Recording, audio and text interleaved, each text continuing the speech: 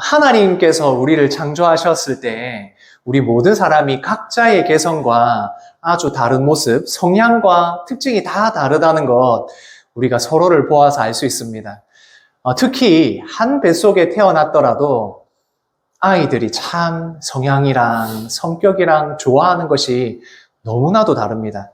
그러다 보니 저희 집 자녀들도 어떨 땐 참 사이좋게 지내다가도 어떤 때는 그렇게 많이 싸웁니다. 특히 둘째하고 셋째하고 그렇게 투닥거립니다. 그래서 제가 싸우지 마라. 혹시 너희들 싸우는 거 아니지? 이런 말을 여러 번 하게 됩니다. 그러면 혹시나 이제 그렇게 이제 싸우는 모습 보여주면 안 되니까 갑자기 둘 다 웃으면서 아니요, 우리 대화하는 건데요 라고 웃으면서 이 둘째와 셋째가 그 위기의 순간을 모면하는 경우도 자주 있습니다. 저는 부모가 되어 보니 물론 우리 자녀들이 너무 예쁘고 사랑스럽지만 특히 서로 잘 지냈으면 좋겠더라고요. 첫째, 둘째, 셋째가 사이좋게 잘 놀고 잘 사이좋게 재밌게 놀고 있으면 그렇게 보기가 참 좋았습니다. 아이들이 그리고 자녀들이 내가 사랑하는 자녀들이 서로 사이좋게 지내고 우애가 좋으면 부모의 마음이 당연히 흐뭇한 것 같습니다.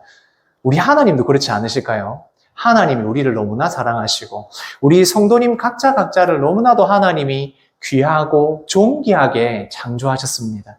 그래서 하나님은 우리를 너무나도 사랑하셔서 또한 우리가 서로를 사랑하고 아껴주기를 하나님이 원하신다고 생각합니다. 십계명의 말씀을 우리가 묵상하면서 더욱더 절실하게 느끼게 됩니다. 하나님은 우리가 창조된 모든 사람들이 하나님의 사랑을 받은 자가 먼저 서로를 아끼고 사랑하기를 원하신다. 그것을 절실하게 느낍니다. 옆에 있는 성도님들과 함께 이렇게 인사해 주시겠습니까? 하나님께 받은 사랑으로 사랑합니다. 한번 인사해 주십시오. 하나님께 받은 사랑으로 사랑합니다. 하나님이 우리를 사랑하셨던 것처럼 우리가 서로를 사랑하고 존귀하게 여길 때 하나님의 계명이 우리 가운데 이루어져 간다 생각이 듭니다. 우리가 다 지난주의 말씀을 통하여서 가장 중요한 것이 무엇일까? 십계명의 핵심에 대해서 계속해서 나누고 있습니다. 하나님께서 우리를 창조하셨을 때에 하나님을 경외하는 자, 하나님의 말씀을 지키는 자, 하나님의 사랑을 받은 자는 모든 사람들, 모든 것을 나의 욕망의 대상으로 보지 않고 아끼고 사랑하고 질서 안에서 사랑한다라고 말씀을 드렸습니다. 그것이 바로 하나님이 우리에게 주신 십계명의 가장 중요한 핵심이라고 생각합니다. 하나님을 사랑하고 이웃을 사랑하는 이 계명이 바로 가장 중요한 것인데 이 계명을 지키기 위해서 사람을 나의 욕망의 대상으로 보지 않고 하나님의 사랑 안에서 다른 사람의 가정과 이웃과 모든 것을 질서 안에서 지켜줄 때 그리고 아끼고 존중할 때 바로 하나님의 계명이 이루어져 가는 것입니다. 그것을 위해서 우리에게 이 계명들을 주신 것입니다. 그리고 이제 그 계명에 이어서 8번째 계명입니다. 함께 읽겠습니다. 도둑질하지 말라. 도둑질하지 말라. 이 말씀은 다른 사람의 물건을 훔치는 것이라고 우리가 생각하기 쉽습니다. 그러나 여기에 이 도둑질하지 말라는 계명은 뒤에 보면 내 이웃의 집을 탐내지 말라, 내 이웃의 소유를 탐내지 말라는 계명하고 어느 정도 이렇게 겹치는 것처럼 보입니다. 그래서 여기서 이 도둑질하지 말라라고 했을 때 가장 심각한 죄, 사람을 잡아서 납치해서 파는 인신매매와 같은 것, 이러한 큰 죄를 포함합니다. 그래서 도둑질하지 말라는 이 계명은 앞에 있는 계명들과 연결해서 보면 사람을 대상으로 보지 마라. 사랑을 물건처럼 취급해서는 안 된다라는 강력한 계명이 들어 있습니다. 도둑질하다 이 말은 다른 말로는 훔치다. 다른 사람의 물건을 슬쩍 훔치거나 자기의 것으로 하는 것, 우리가 이것을 도둑질한다라고 말하지 않습니까? 우리가 도둑질하는 것이 나쁘다, 이것은 잘못된 것이라는 걸 잘 알고 있습니다. 그런데 왜 이 도둑질하지 말라는 계명을 사람들이 그냥 상식적으로도 아는 이 계명을 왜 하나님이 지키라고 하셨겠습니까? 그것은 바로 하나님이 사람을 대상으로 생각하지 말고 물건으로 취급하지 말라는 강력한 하나님의 뜻이 있습니다. 이스라엘 백성들이 지금 이 광야로 나오기 전에 어디에 있었습니까? 애굽에서 400년이 넘는 기간 동안 노예로 생활했었습니다. 노예란, 종이란 아무런 권리가 없는 사람들입니다. 내가 하고 싶은 것을 할 수 없고, 내가 먹고 싶은 것을 먹지 못하고, 주인이 시키는 대로 해야 되는 사람들이 노예이고 종입니다. 그 노예와 종살이를 했던 이스라엘 백성들입니다. 그러니까 그 당시에는 고용인이 종이 아닙니다. 아무런 권리도 없는 사고 팔리는 물건과 같은 것이 노예였습니다. 이 이스라엘 백성들이 그런 경험을 했으니 너희가 종되었던 너희를 내가 구원하였으니 너는 사람을 그렇게 취급하면 안 된다. 하나님이 도둑질하지 말라는 이 계명 가운데서는 사람을 물건처럼 취급하면 안 된다. 어떤 사람이든지 하나님의 창조의 목적대로 지은 존귀한 하나님의 형상이니 너희들이 함부로 해서는 안 된다. 라고 말씀하시는 게 이 도둑질하지 말라는 계명 안에 들어있는 것입니다. 이 계명은 또한 모든 것이 소중하고 하나님이 나를 소중하게 여기시는 것처럼 개개인 각자를 하나님이 소중하게 여기시고 그 사람이 가지고 있는 것도 너희가 소중하게 여겨야 된다라고 말씀하시는 겁니다. 이것을 부모 공경과 연결을 한다면 자녀는 하나님께서 우리에게 주신 것입니다. 내가 마음대로 할 수 없습니다. 내가 하나님의 그 자녀들, 나에게 주신 자녀들을 마음대로 하려고 하는 그 순간, 나의 소유라고 생각하는 그 순간에 도둑질하는 것이 됩니다. 부모를 공경하는 것, 그리고 자녀들을 섬기는 것, 그리고 도둑질하지 말라는 이 계명을 어기게 되는 것입니다. 마찬가지로 하나님께서 나에게 주신 모든 것은 하나님이 주신 것이지 내가 마음대로 할 수 있는 것이 아닙니다. 그래서 잘 사용해야 되고 내 욕심대로 하지 않는 것이 가장 중요한 것입니다. 조금 더 나아가서 이야기를 해볼까요? 환경. 하나님께서 우리에게 좋은 환경을 주셨습니다. 그것을 우리가 마음대로 해서는 안 됩니다. 그리스도인들, 신자들은 특별히 더 환경을 생각하셔야 됩니다. 우리에게 주신 하나님의 것, 이 환경을 잘 생각하는 마음으로 분리수거도 잘 하셔야 되고 함부로 쓰레기도 버리면 안 되고 환경을 어떻게 하면 잘 보존할까 생각해야 됩니다. 내가 환경을 내 마음대로 쓸 수 있다고 생각하면 앞으로 우리의 후손들의 것을 도둑질하는 것일 수 있습니다. 하나님께서는 우리에게 사명을 주셨습니다. 그것을 이렇게 말합니다. 같이 읽겠습니다. 청지기의 사명. 청지기가 어떤 사람입니까? 주인의 집에서 그 주인의 재산과 모든 것을 맡아서 주인에게 해가 되지 않도록 잘 관리하는, 지금으로 치면 집사와 같은 사람이 청지기입니다. 하나님께서 우리에게 이 모든 것을 주셨을 때에 잘 관리하도록 청지기의 사명을 맡기셨습니다. 에덴 동산에서 아담과 하와에게 가장 먼저 이 청지기의 사명을 주셨고, 또한 아담과 하와의 후손인 여자의 후손으로 있는 우리 또한 하나님의 말씀을 지키는 우리가 바로 청지기의 사명을 가졌습니다. 내가 가진 것들, 내가 소유한 것이라고 마음대로 할 수 없습니다. 나에게 주신 것들을 잘 관리하고 가꾸고, 그리고 이 모든 것을 잘 사용해야 할, 관리해야 할 책임이 바로 우리에게 있는 것입니다. 그래서 그리스도인들, 성도들은 앞장서서 환경을 생각해야 되고 다른 사람의 것들을 어떻게 하면 존중할까를 생각해야 되고 이러한 마음들을 가지고 해야 되는 이유가 바로 여기에 있는 것입니다. 그것이 도둑질하지 말라는 하나님의 계명을 적극적으로 지켜 나가는 것입니다. 그리고 우리에게 주신 9번째 계명 같이 읽겠습니다. 내 이웃에 대하여 거짓 증거하지 말라. 여기서 거짓 증거하지 말라, 이웃에 대해서 거짓 증거하지 말라고 하니까 이것이 꼭 거짓말하지 말라 하는 것 같습니다. 물론 우리가 거짓말하는 것에 대해서 하나님께서 엄격하게 거짓말하지 말라 하십니다. 하나님께서 우리에게 하신 약속의 말씀을 반드시 지키는 것처럼 우리도 한 말을 반드시 지키는 신실함을 우리에게 요구하십니다. 그러나 여기서 이 거짓 증거하지 말라는 이 계명은 재판장에 가서 재판장에서 다른 사람에게 대하여 증인으로 섰을 때 거짓 증언하지 말라라는 말입니다. 과거에 이스라엘이 재판을 할 때에 장로나 그 지역에 있는 지도자가 그 재판을 주관합니다. 그런데 지금처럼 검사나 아니면 변호사가 있는 것이 아니라 장로나 아니면 저기 높은 왕이 재판을 할 때에 그 재판에 대해서 증인을 세우게 됩니다. 그래서 증인을 세우는데 한 사람만 세우지 않습니다. 한 사람 이상, 2명 이상, 2-3명의 증인을 꼭 세우게 됩니다. 왜냐하면 이 증인들이 하는 말이 바로 이 재판에 아주 중요한 역할을 하기 때문입니다. 그래서 증인들을 여러 사람 세워서 혹시나 모를 정확성을 위해서 이렇게 세우게 됩니다. 그런데 그 증인들이 마음을 먹고 서로 짜가지고 거짓말을 하게 된다면 어떻게 되겠습니까?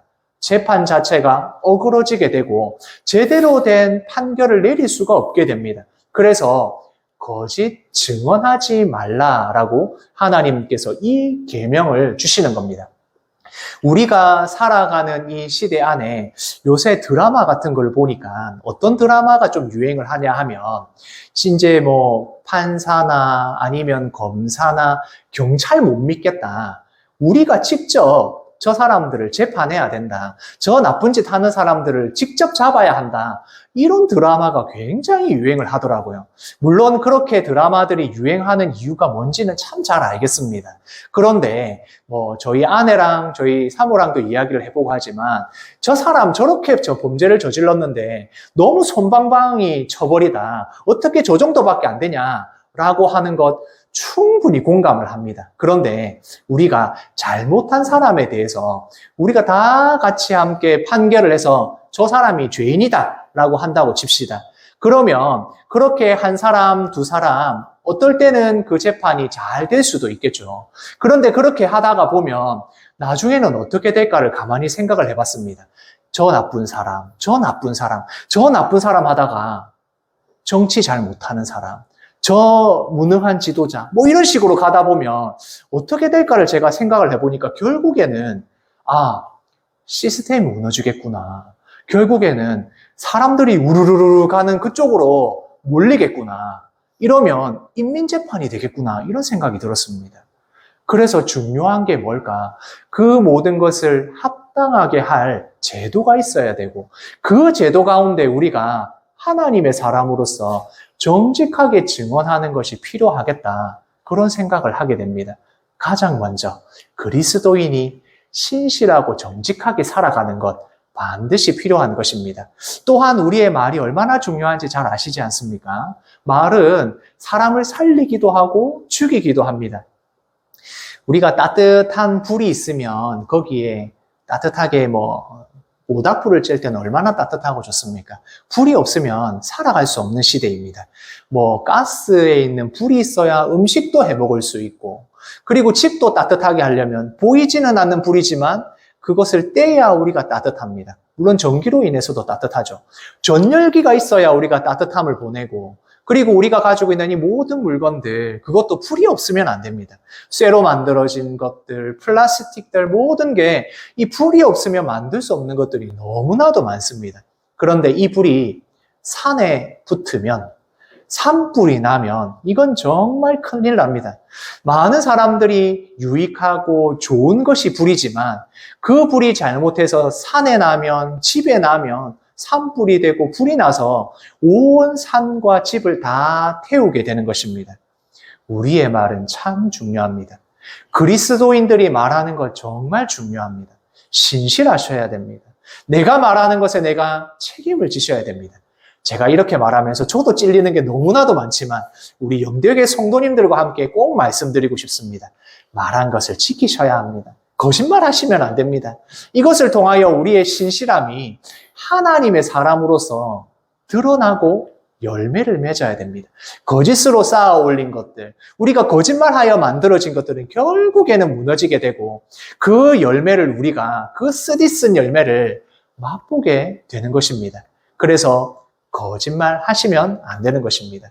또한 이것은 거짓 증언하지 말라는 이 계명은 내가 중요한 만큼 다른 사람의 명예와 그 사람의 것이 다 중요하다는 것입니다. 그 거짓말을 하며 그 재판정에서 증언을 하는 순간 그 사람의 명예와 그 사람에게 피해와 그 모든 것들이 일어나니 다른 사람을 존중하고 아끼는 하나님의 백성은 거짓 증언하지 말라라는 계명을 우리에게 주신 겁니다.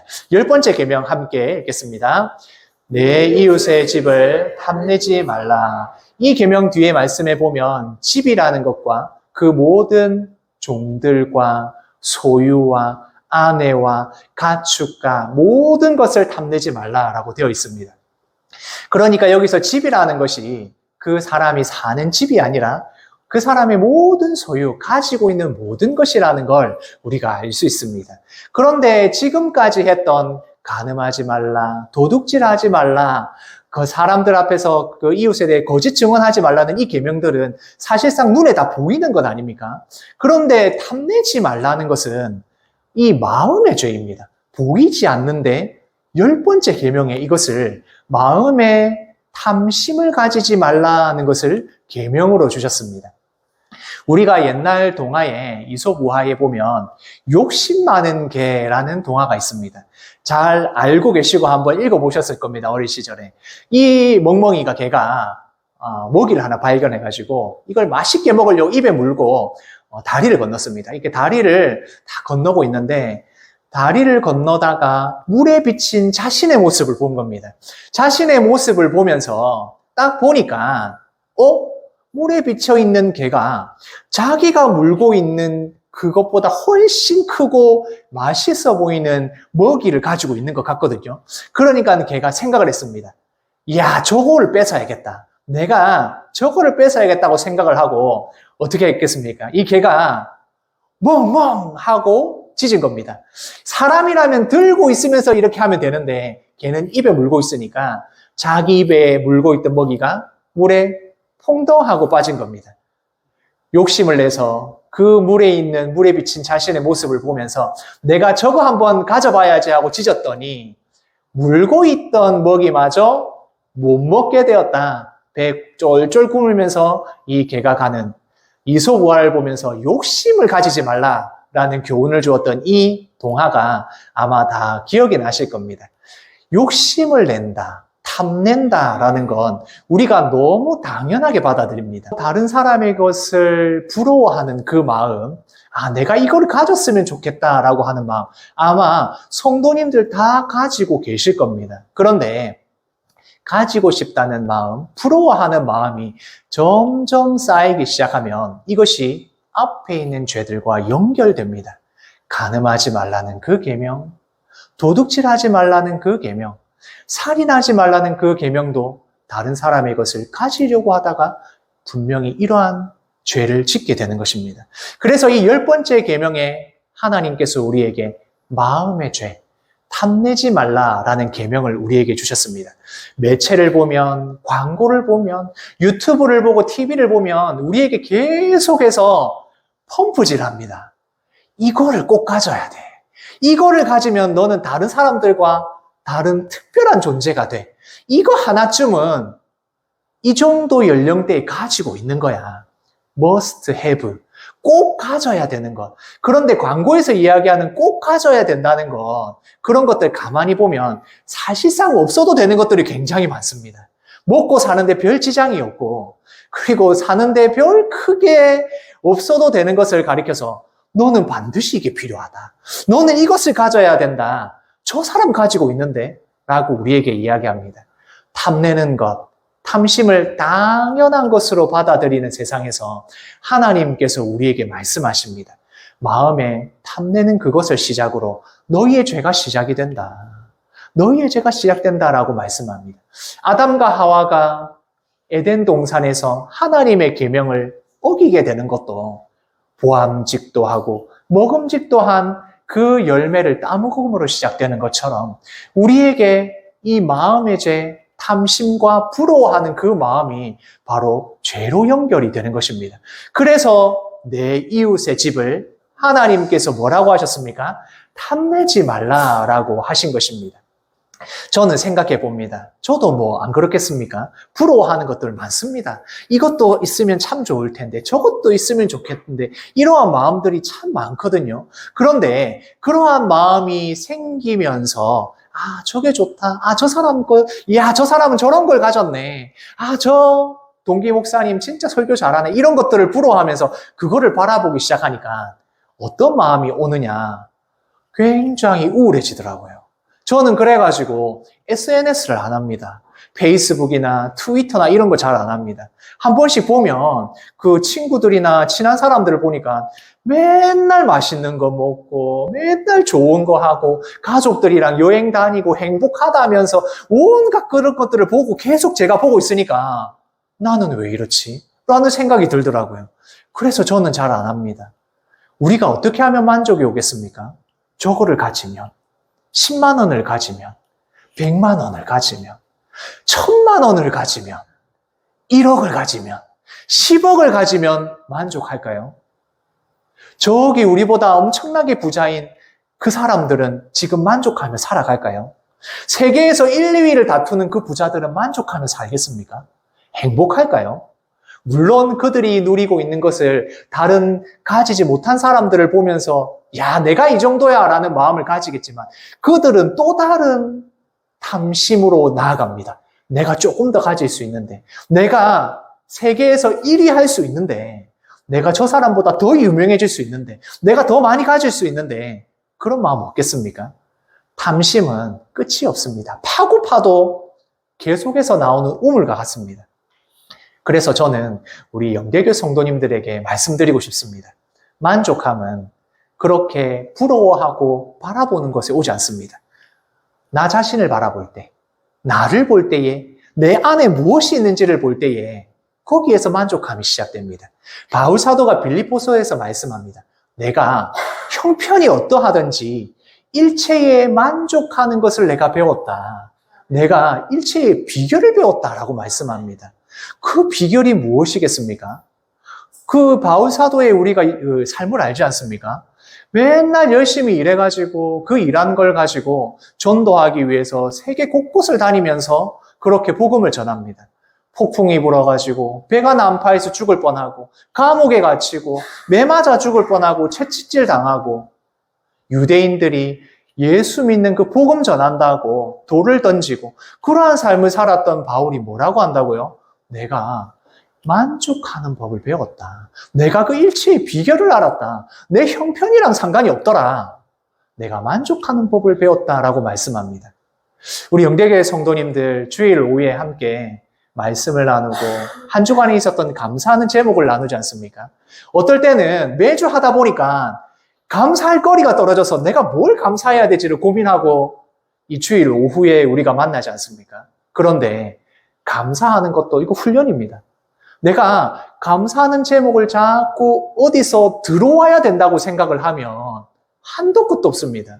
내가 하나님이 주시지 않은 것만 바라보고 아이고 하나님 왜 이거 안 주셨습니까? 하나님 이거 안 주셨습니까? 라고 하게 됩니다. 그런데 감사의 제목들, 내가 감사하는 것들을 내가 찾기 시작하면 내 안에 하나님께서 주신 그 은혜들이 무엇인지를 찾기 시작하면 아, 참 감사할 것이 많았구나. 하나님이 주신 것이 이렇게 많았구나. 라고 느끼게 됩니다. 감사는 그래서 찾는 것입니다. 하나님의 은혜를 우리가 찾는 것입니다. 그래서 만족함을, 이 일체의 비결을 우리가 배우게 되는 것입니다. 성도로 살아간다는 게 제가 지금까지 말씀을 드렸지만 참 쉬운 일이 아닙니다. 탐심을 가지지 말라. 부러워하지 말고 살아라. 네가 가진 것에 만족하며 살아라. 하나님의 모든 사람을 아끼고 대상물로 생각하지 말고 물건 취급하지 말고 그들을 사랑하고 아껴라. 질서 안에서 사랑해라. 도둑질하지 말라. 살인하지 말라. 간음하지 말라. 내 이웃의 것을 탐내지 말라. 이것은 우리가 생각하고 있는 이 모든 본능적인 것을 반하는 반대로 가야 되는 길입니다. 우리가 예배를 드릴 때는 그래도 그래 내가 그리스도인으로 이렇게 살아야지 하나님이 주신 말씀대로 이렇게 살아야지 생각을 하다가 예배 마치고 돌아가서 집에 가면 우리 이웃들과 만나면 내가 친한 직장 동료들과 만나고 TV를 보고 유튜브를 보고 그것을 보면서 이야 부럽다 이야 부럽다 이렇게 되는 것입니다. 그렇게 우리의 삶은 계속해서 하나님의 말씀대로 살아가는 것이 맞지만 또한 그 반대의 것들을 우리가 계속해서 유혹을 받는 이러한 삶을 살아가게 됩니다. 모두의 길과 반대로 가는 삶, 다른 사람들이 전부 다 옳다는 그것을 아니다라고 반대로 갈 수 있는 것 참 쉬운 일이 아닙니다. 그래서 하나님께서 우리에게 바로 이 계명을 주셨습니다. 같이 4계명을 읽겠습니다. 안식일을 기억하여 거룩하게 지키라. 하나님께서 6째 날까지 이 모든 세상을 창조하시고 7째 되는 날 안식하셨으므로 너희도 안식하라 라고 말씀합니다. 하나님께서 너무 힘드셔서 이 세상을 만드는 게 힘드셔서 안식하고 쉬셨을까요? 하나님은 쉬는 것이 필요 없습니다. 하나님은 안식하는 그 일들이 필요치 않은 하나님이십니다. 이 안식일을 주신 이유는 바로 우리를 위하여 주셨습니다. 이 날을 우리에게 주셔서 함께 안식하자. 이 날을 너희가 지킴으로 말미암아 너희가 다시 세상으로 나아갈 힘과 능력을 얻게 되는 것이 바로 안식일인 것입니다. 쉬는 날. 우리는 쉬는 날이 너무 익숙합니다. 제 어릴 때만 해도 토요일은 오전 수업하는 학교 가는 날이었습니다. 지금은 주 5일로 토요일도 학교를 가지 않습니다. 그리고 쉬는 날이라는 게 너무 익숙합니다. 공휴일도 있고, 그리고 토요일도 있고, 주일도 있습니다. 그런데 과거에는 쉬는 날이라는 개념이 없었습니다. 일하는 사람들, 노예들, 쉬는 시간이 어디 있고 쉬는 날이 어디 있습니까? 주인이 시키면 무조건 해야 되죠. 이스라엘 백성들에게 쉬는 날이 있었겠습니까? 그들에게는 쉬는 것이 없었습니다. 그러한 노예 생활을 하고 수많은 그 고난과 고통 가운데 일하고 어려워하는 그들을 향해서 하나님께서 안식일을 정하시고 그날에 쉬게 하신 겁니다. 우리에게 이 안식일, 쉬는 날, 주일이 왜 필요합니까?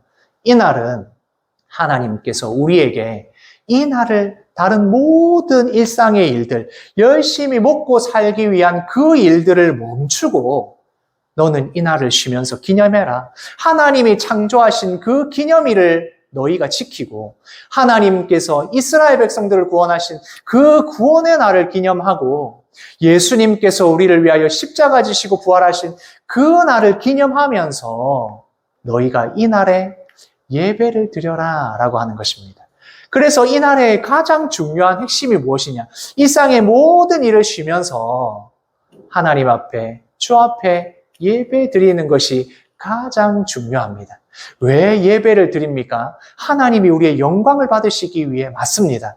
그러나 더 중요한 것은 이 날에 우리가 예배를 드리며 일상 가운데에 수많은 사람들과 만나며 하나님의 말씀인 이 법을 지키는 그 마음들이 희미해져 갈 때에 하나님이 아닌 다른 것에 마음을 두려고 하고 하나님이 아닌 다른 것을 부러워하고 하나님의 사람들을 대상화하고 그 사람들을 아껴주고 사랑하지 못하는 그 마음을 가지고 다시 이 주일의 예배 자리에 와서 예배함으로 회복하라고 하나님의 말씀으로 다시 감사한 것이 무엇인지를 기억하라고 바로 이 날을 우리에게 주신 것입니다. 그래서 예배를 드리는 것, 이것은 우리에게 너무나도 중요한 일입니다. 반드시 예배를 드리셔야만 우리가 이 일상의 모든 일주일의 삶을 살아갈 수가 있습니다. 하나님의 사람으로 살아갈 수 있는 것이 바로 예배를 드리는 것입니다.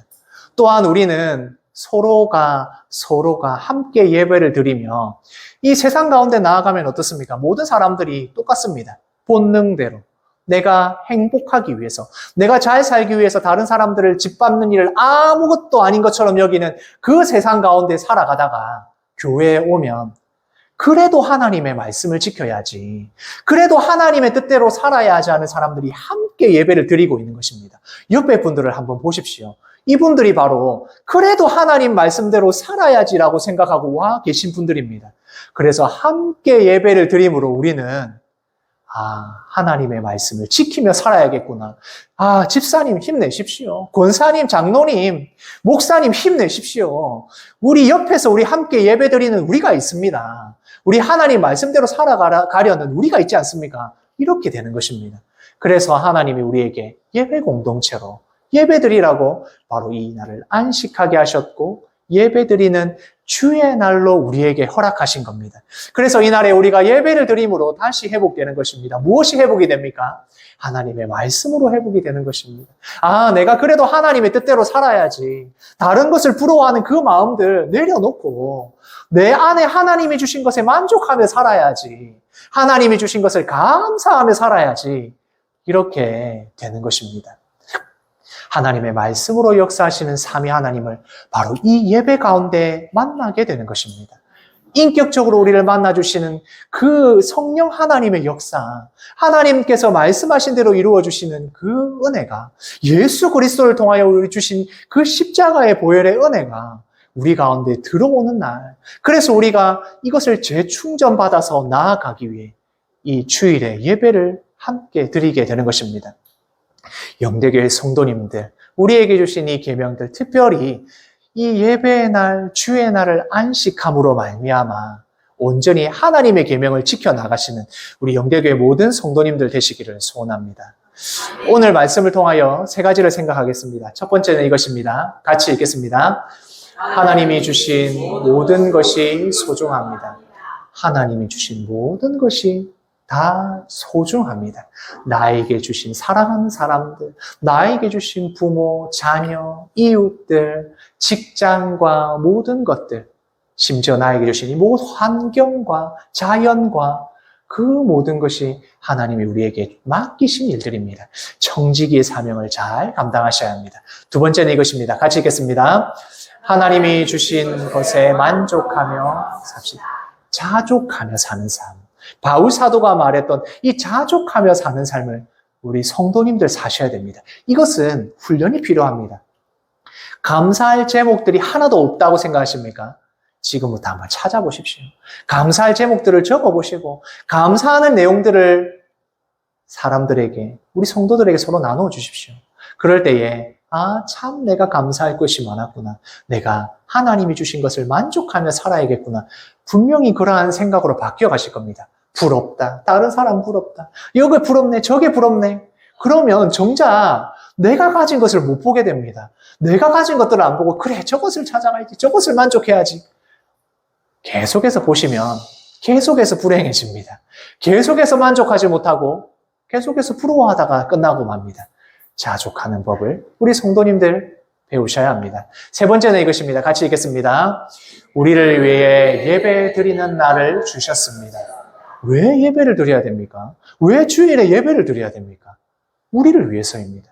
하나님과 만나는 이 교제의 시간을 통하여 우리가 하나님의 사람으로서 재충전받고 생각이 다시 새로워지고 하나님이 주신 만족함을 다시 한번 회복하는 날이 바로 이 날입니다.